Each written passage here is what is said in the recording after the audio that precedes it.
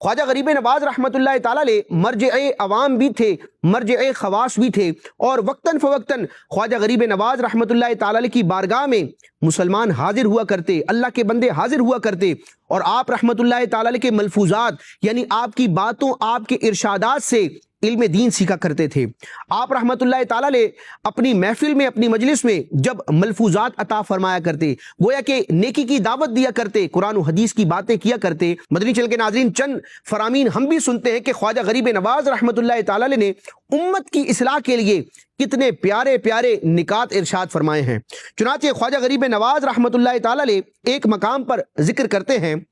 کہ جو شخص جھوٹی قسم کھاتا ہے وہ اپنے گھر کو ویران کرتا ہے اور اس کے گھر سے خیر و برکت اٹھ جاتی ہے۔ اللہ تبارک و تعالی جھوٹی قسموں سے اور جھوٹ بولنے سے ہمیں محفوظ رکھے۔ اسی طرح خواجہ غریب نواز رحمۃ اللہ تعالی نے ایک اور موقع پر ارشاد فرمایا کہ نیکوں کی صحبت نیک کام سے بہتر ہے اور برے لوگوں کی صحبت برے کام سے بھی بدتر ہے، کیونکہ انسان جب نیک کی صحبت میں آتا ہے تو اس صحبت کا ایسا اثر ہوتا ہے کہ انسان بھی نیکی کی طرف مائل ہو جاتا ہے، اور اگر خدا نخواستہ کسی برے بندے کی صحبت میں ہو تو رفتہ رفتہ وہ صحبت اپنا اثر دکھاتی ہے اور اچھا آدمی بھی برائی کی طرف مائل ہو جاتا ہے، جس کو فارسی کے شاعر نے اس انداز میں بھی بیان کیا کہ صحبت صالح ترا صالح کند،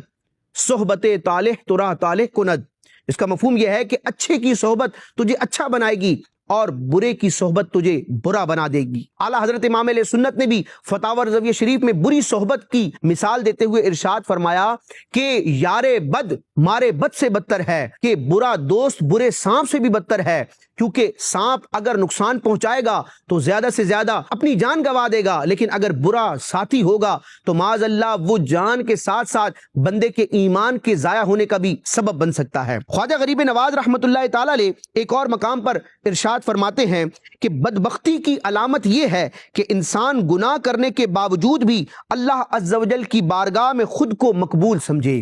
ایک مقام پر خواجہ غریب نواز رحمۃ اللہ تعالی علیہ ارشاد فرماتے ہیں خدا کا دوست وہ ہے جس میں یہ تین خوبیاں ہیں۔ وہ کون سی تین خوبیاں ہیں کہ جس بندے میں ہوں گی وہ رب تبارک و تعالیٰ کا دوست ہے، رب کا محبوب ہے؟ خواجہ غریب نواز رحمۃ اللہ تعالی علیہ فرماتے ہیں وہ تین باتیں، تین خوبیاں اور خصلتیں یہ ہیں۔ نمبر ایک، سخاوت دریا جیسی، نمبر دو، شفقت آفتاب یعنی سورج جیسی، اور نمبر تین، تواضع یعنی عاجزی زمین کی مانند۔ اللہ تبارک و تعالیٰ میں خواجہ غریب نواز رحمت اللہ تعالی علیہ کے ان ملفوظات، ان ارشادات پر عمل پیرا ہونے کی توفیق عطا فرمائے۔